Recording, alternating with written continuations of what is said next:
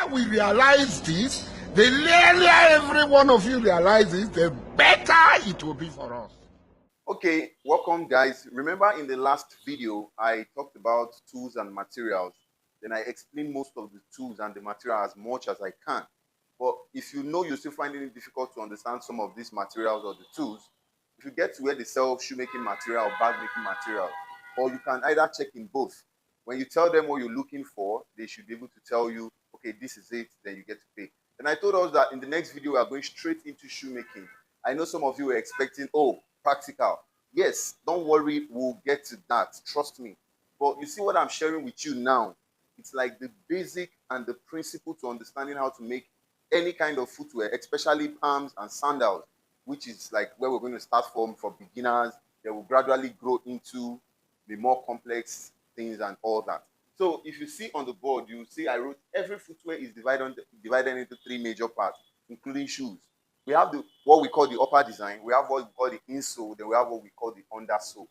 In our academy, for the purpose of transferring this knowledge or teaching novices, we decided to do a lot of arrangements to this course generally. And we do this for all our courses, printing, crafts, paint production, and the rest of them.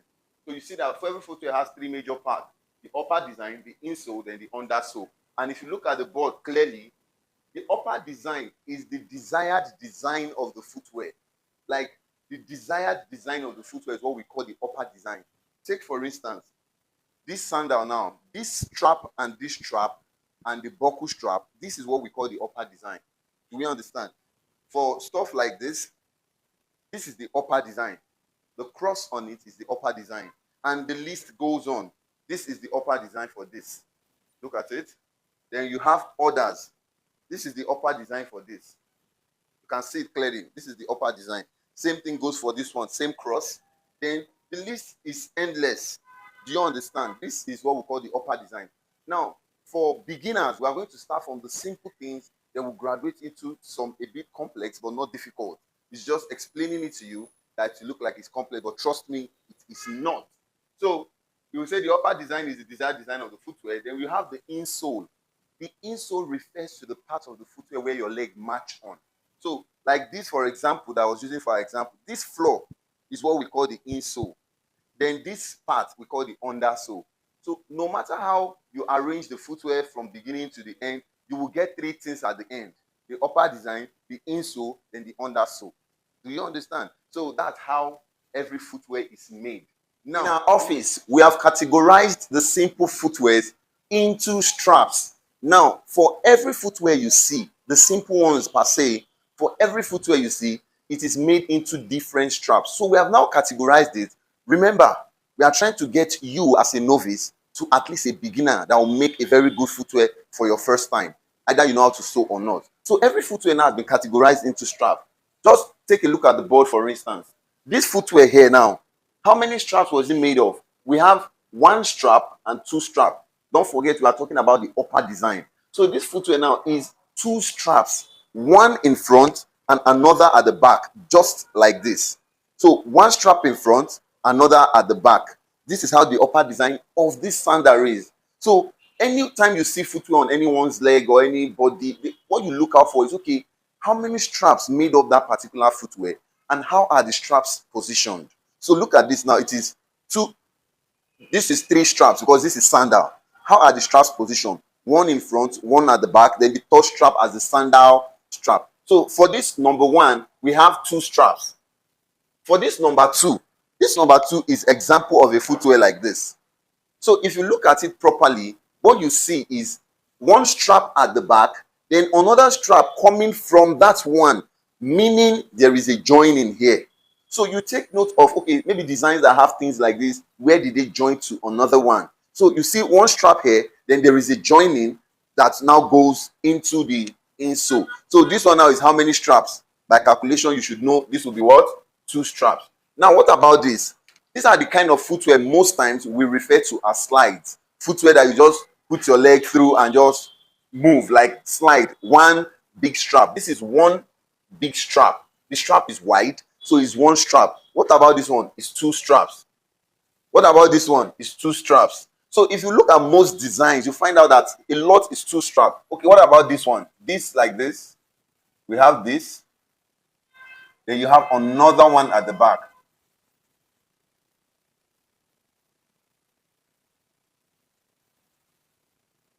So how many straps made up this one now? We have what? 3 straps. The first 2 straps in front are smaller, then the one at the back will be bigger or smaller as the case may be. If we understand this principle I'm explaining, trust me, there is no footwear you will see, especially the simple ones, that you can make. This is an example of a 2-strap slippers, a crisscross, normal. If you see it, it's just 2 straps. And it's very simple. So anytime you see your customer's leg, you look at how many straps. Okay, what about this?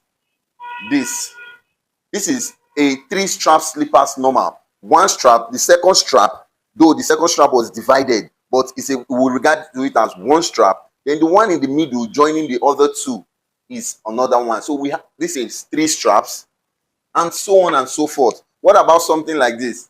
Now, in the case of this one, we don't regard this as strap because it's a bit technical, or I won't call it technical. Here in our academy, what we do is we see this is an advanced pattern drafting, and how it is very simple.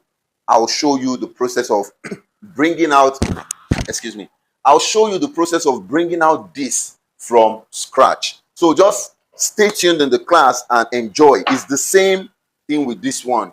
It is all one joined together. The process of bringing it out, I'm going to show us in the process of this video.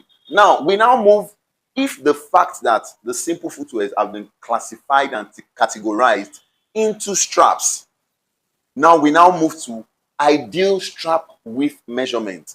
In our academy, we are not saying it is standard, but we say ideal, meaning due to experience and practice over years of doing this thing, we found out that, oh, for a male footwear, take this for instance, for a male footwear, the width of this strap now, what width should we use that will be comfortable, most comfortable for men? Or what width can we use that will be most comfortable for the customer? Trust me, a customer will send you a picture, or when you see a footwear on someone's leg, you cannot know how wide this thing is. The process of how long it is, I'll teach us. But how wide is it? You cannot know. So that is why we have made it into ideal strap measurement. So we now categorize those straps into 2 types. We have major straps, then we have minor straps. Major straps are the big ones. In other words, the fat strap. The width is bigger, it's fatter, something like this, major strap. This one at the back we categorize as major strap. This one in front we categorize as minor strap. Things like this, these are major straps. So we now said, okay, for major strap, we take our measurement from 1.2 inches to 2.5 inches. While for minor strap, we take our measurement from 0.7 inches to 1.2.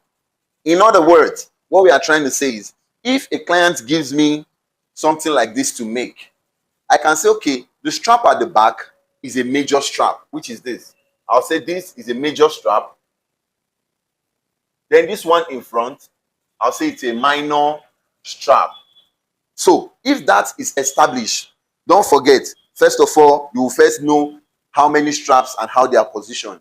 Now I've determined the one at the back is major, the one in the front is smaller than the one at the back.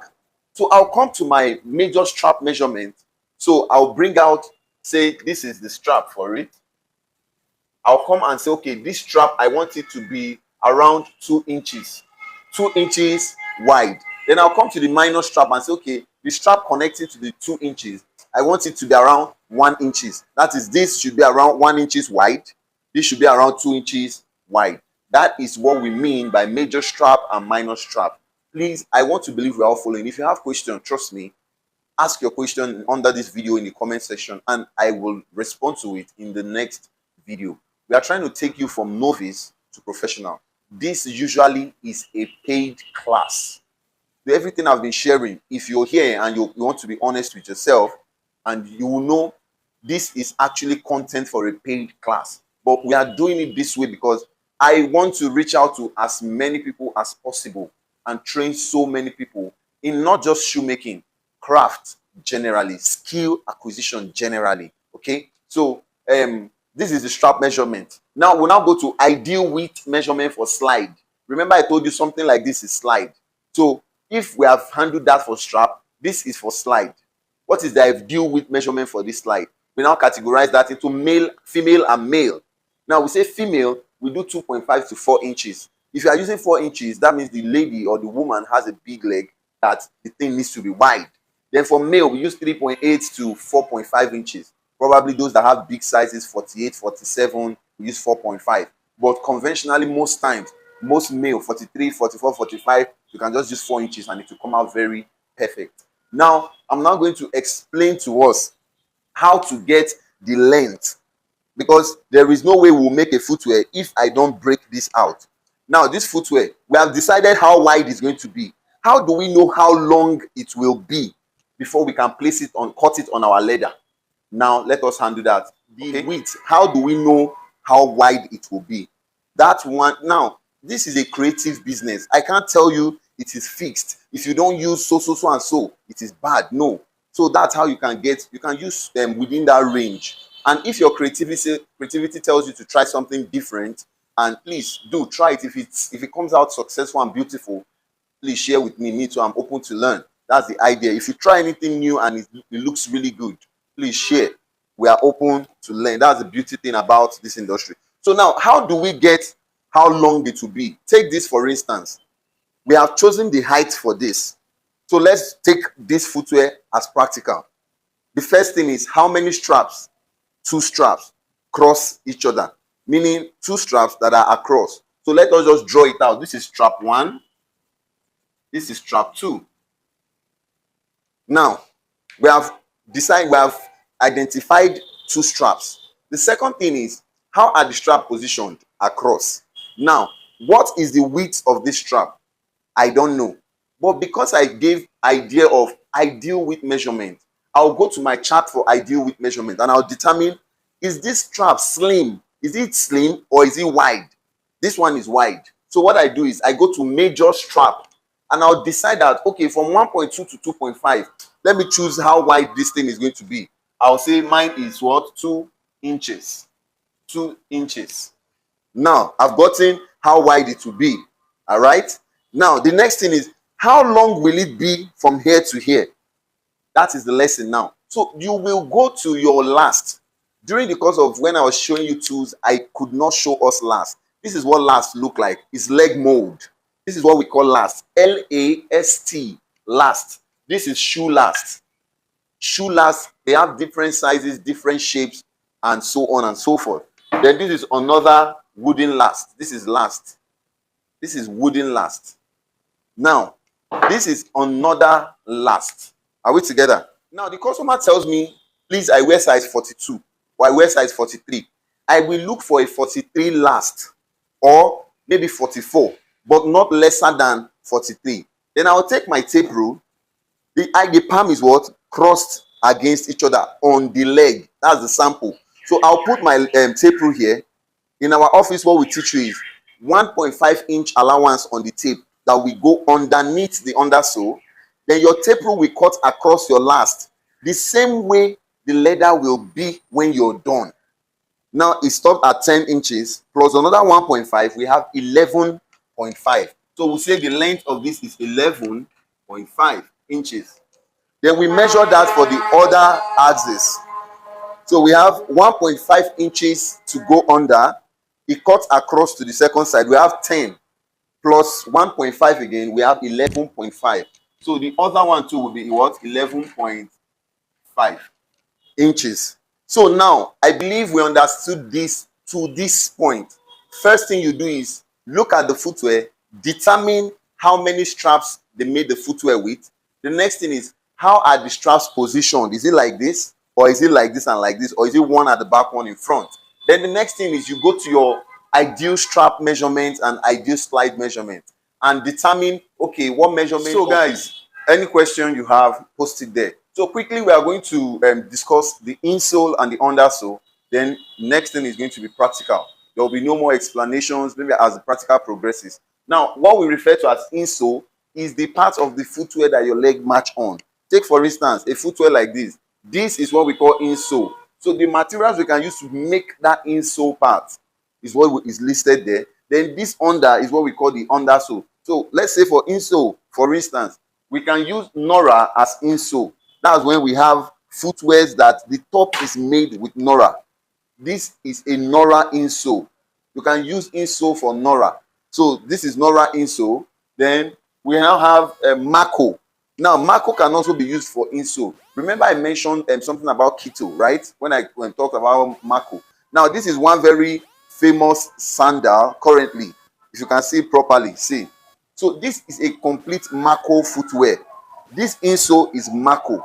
I only use foreign Mako to make my work stay longer and more durable. So this is Mako and this is used as insole. Then we also have leather. Now, if you go to the market, there are some leather that are very thick. We can use them as insole. Take for instance, this is a leather insole. Where is that palm? I have one palm here. It's a leather insole. Then we also have fiber.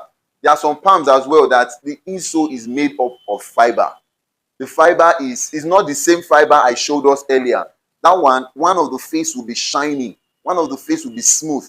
While the back will now look, and they are always more stronger. So it is fiber. Then we have what we call leather on Nora. And what we are just trying to say is, for the purpose of teaching my own students, I gave some of these insole different names so that I can pass the knowledge easily. Now, when we say